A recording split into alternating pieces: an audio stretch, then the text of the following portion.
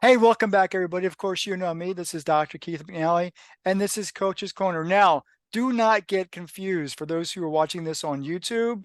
This is not Skyhawks franchise group. However, we are going to talk about that. His name is Matt, and Matt and I first met when we first met and had a conversation. He told me something fantastic. Now, this is going to be about franchise and buying into a franchise. But have you ever thought about buying into a franchise that's sports related? Matt, let's have this conversation. I'm so excited. Thank Let's you for do it. joining me in conversation. Tell Yeah, us who thank you you. Thanks are. for having me. Yeah, so my name's Matt Jr. Um, my title is what my role is as I'm a director of franchise development with a franchisor, a company called Skyhawks Sports Academy, and like you said, Keith, we are a youth sports company, which has the opportunity for entrepreneurs to own a territory and run our sports programs in their local market. So we give you that opportunity to be your own boss and to own your own business and hopefully connect that with something you're passionate about, which is sports and kids and making an impact in the community and connecting it at the grassroots level. I love. I'm so loving this. So let's kind of get started. Where are you located? Like, is this is this global? Is this national? Is this state related? I think when we last talked, you are in North Carolina, if my memory serves correct. But Correct. surely this goes because, and I'm in Virginia, and if I wanted to buy in, you say I could actually buy in and set something up here in Virginia. So Yep. talk to us about the geographics of how this works first. Yep. So Skyhawks is based in Spokane, Washington, so all the way on the other side of the country, and has been there for the last 45 years. And then I'm in the Raleigh area, North Carolina. I've run a Skyhawks market in Orange County, California for a long time, and we operate in about 30 states, a bunch of major metros, and we've had some international presence too. We've had franchisees in Indonesia and in China. So a little bit on the international side, but most of our stuff happens right here in the U.S. And yeah, so what we do is obviously if a territory is not taken, we connect with you, we figure out where you're located, and work together on building a dream territory to make sure that there's schools and a population of kids and young families and a strong parks and recreation infrastructure. So like that's the kind of stuff that we look for to build a territory, in your local market.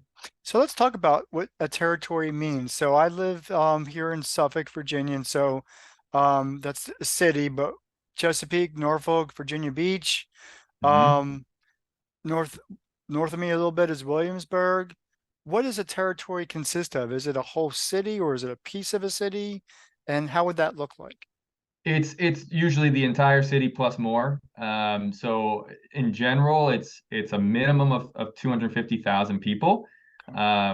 Now, the closer you get to like a major city, there's going to be a lot more than that, and a lot of those might not have kids, so that might not be where we want to be. So we push in the suburbs, but yeah, so we look for we start with that general population number, but then we try to look very specifically at how many kids in that area are under the age of 15, because those are going to be the participants of your programs.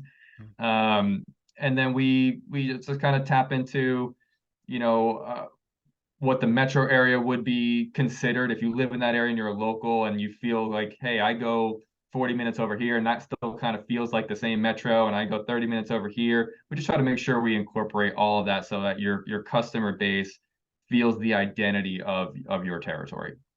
Now, earlier you mentioned a viable parks and recreation organization in play. I think that's what you meant, right? There needs to be Yeah. some fundamental infrastructures already in place. How does that work? Yeah, because one thing we haven't really mentioned is that the Skyhawks franchise model is not a brick and mortar concept. It's as an owner, you don't need to build a facility. You don't need to go rent one. Now, if you have one, that's great. We will definitely use that and take advantage of it. But the way the model works is that you run these sports programs through local partnerships with organizations in your community. So usually about 80% of our programming comes through partnerships with parks and recreation departments, public and private elementary schools, preschools and daycares, groups like that, where the kids are all the time. They've got the facility, and then we come in with our service, our coaching staff, our equipment, all that, and we provide that program for them.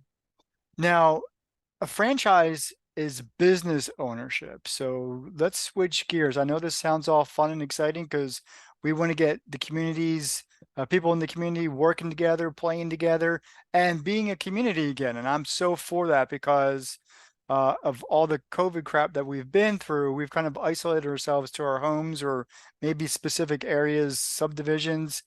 I'm all for bringing people back together. It's safe. We can do it safely, and we need to do it because human beings need that interaction. But this is a business. So how does the Mhm. business side really work? So one, is there like a minimum buy-in, and do you have systems around all those pieces and that need to be in place? Because what you tell me. So how does this Yeah. work? Yeah, I mean, just like pretty much any franchise concept, there is a buy-in, there's a franchise fee, initial investment. Luckily for ours, when you compare it to other franchise concepts that exist out there, ours is relatively affordable. We live under $50,000, so 42.5 is what gets you a territory. And then there's a little bit on top of that just for some working capital to get you going. But we're not talking about these, a couple $100,000 up to $1 million investment like some of your other franchise concepts. So it's a little bit easier way to get in.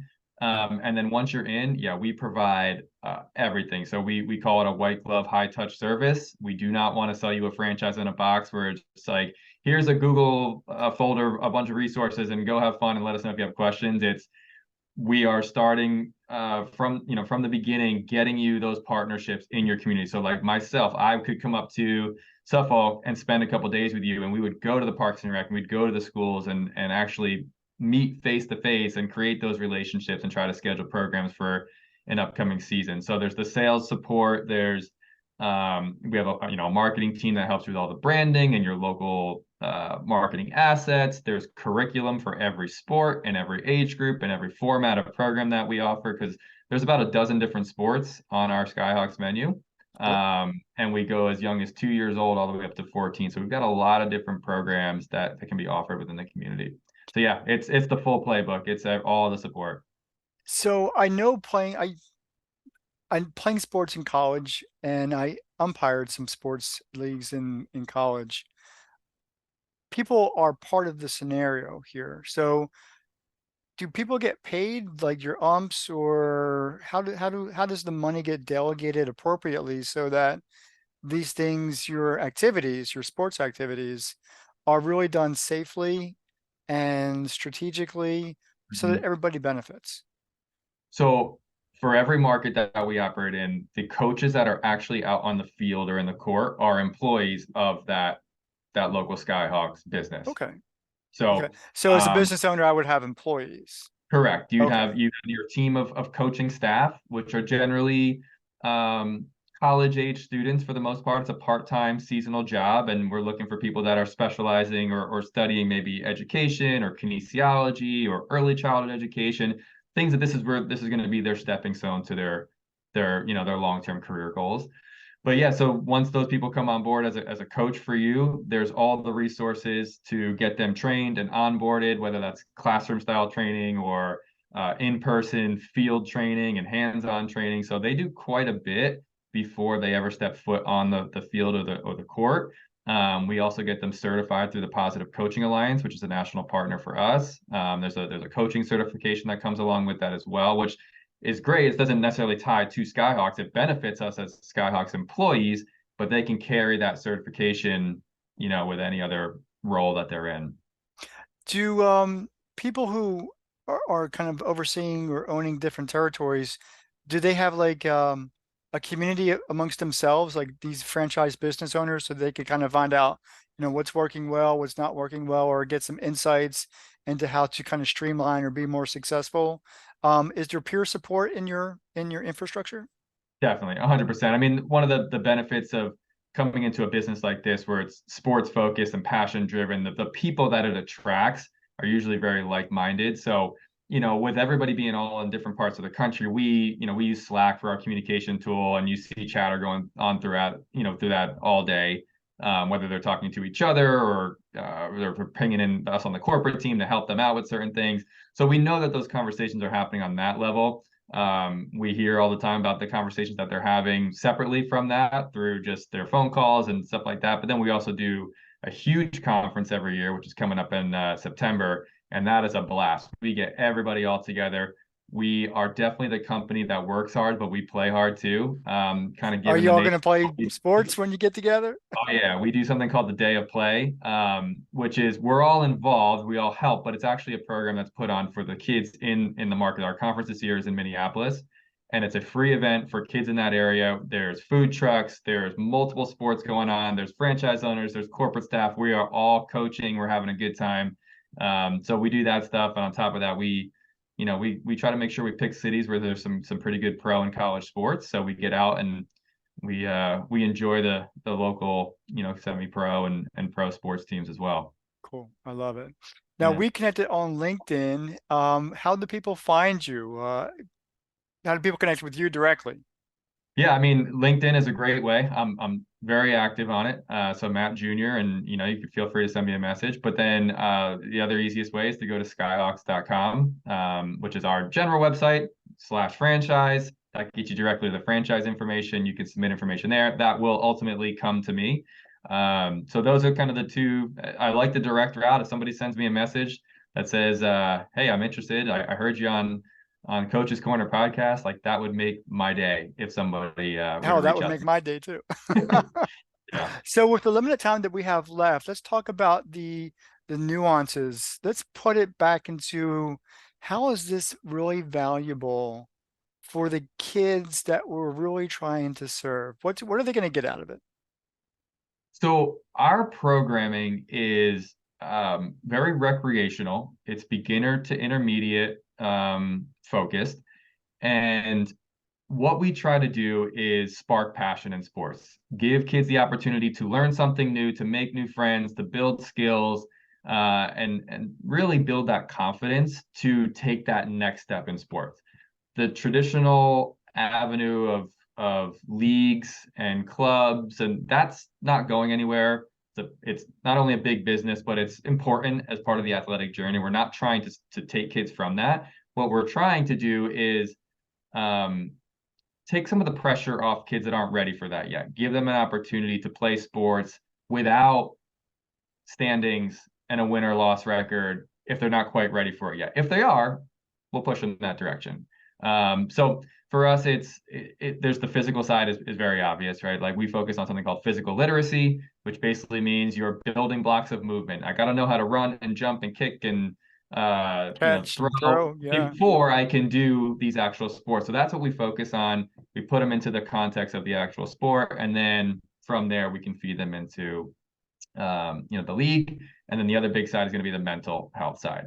We saw this as a huge issue throughout the pandemic when sports were stripped from kids' lives and they had to stay home and they didn't get to interact. And we just saw how much of a negative impact Yeah. that had Yeah. on the youth. So getting them back out just to see the smiles again, the Frenches again, just being a kid again was amazing. Well, I want to join just to be a kid again. But That's why we do this, because we get to be big kids in kind of in an adult world here. Matt Jr., thank you so much for this conversation. I wish you all the best. I'm probably going to bring you back to see how things are going. But until then, this has been another edition of Coach's Corner, and I'll see you next time. Take care. Thank you.